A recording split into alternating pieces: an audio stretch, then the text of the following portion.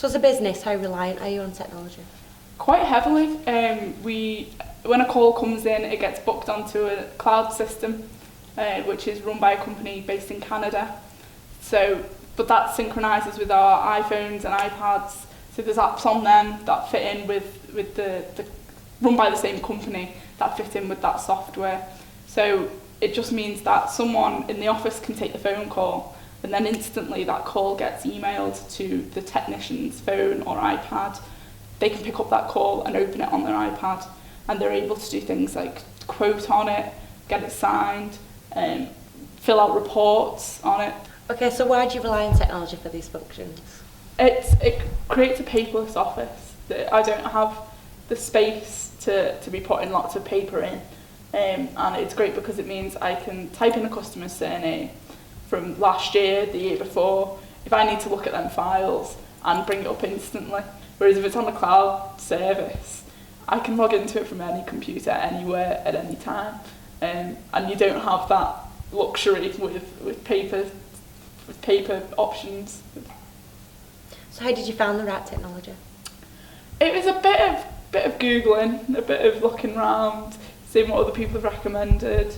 And we found the app before we kind of found anything else. We were just looking on the App Store and doing our research, and the Mpengo app came up as they've got quite a few. They've got ones for quoting, ones for call outs, they've got an accounting software coming out soon as well, and although obviously it's a chargeable service, it's worth doing, and you just kind of you pay for a couple of months to trial it and see where you go with it. And it just so happens the first one we trialled we really liked, and it works really well for what we wanted it to do.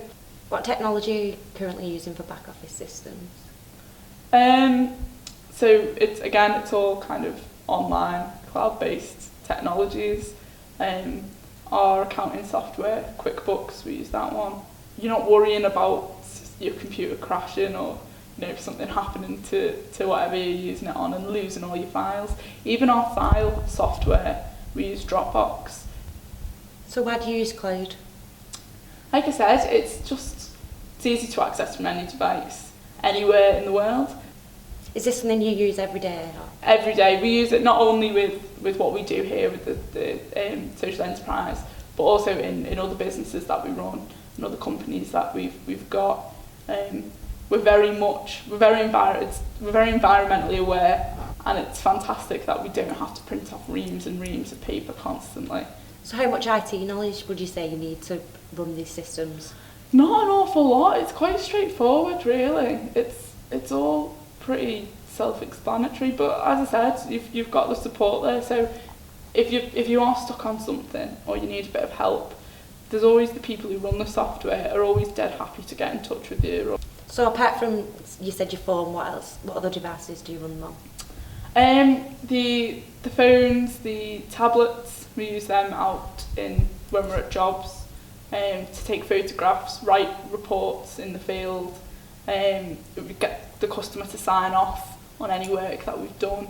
So how did you install the cloud systems? It's all online, so we didn't have to really download anything.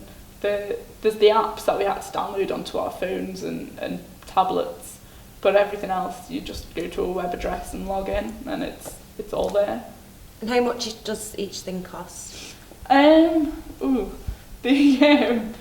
online cloud service. So when we book calls in, we book them in, and they get emailed to a technician who can open the job and see what the job's about and things like that. To have that service, to send that on, I think I pay about 90 Canadian dollars for 3 months, I think. Cloud technology that we use for the accounting, I think I pay about £10 a month for that. And the card machine stuff, they take a percentage of the payment that goes in. So when everything's on the cloud, who can access it? Anyone who can log in, but that password, the username and password, it's not open to anyone who isn't an employee of the company. What are your options if the technology does fail? We do have hidden away in a cupboard somewhere notepads that we bought from eBay ages ago, that you write down the name and the address and the phone number, and and you can write down card details. And so we can do all that, and we just have to keep all the paper until the technology gets back online. So do you have any advice when choosing the specific technologies? I think just shop round, just see what suits you. The purpose of your business is what's going to dictate what kind of technologies you're going to use. If you've got the option to pay for a couple of months at a time, see it, have a play with it, see how you get on. If it doesn't work for you, you haven't lost anything, have you? You haven't lost any money on it. What would be the impact on your business if you didn't have all this technology? Everything wouldn't be as efficient, it would be a lot slower. It's just so much more efficient to have it on the computer, type it in, and then everyone can access it wherever they are then. Has it had an impact on securing revenue? We've probably made more money out of the fact that we can take card payments over our phones than if we were taking cash or kind of having to work it out through an invoice system.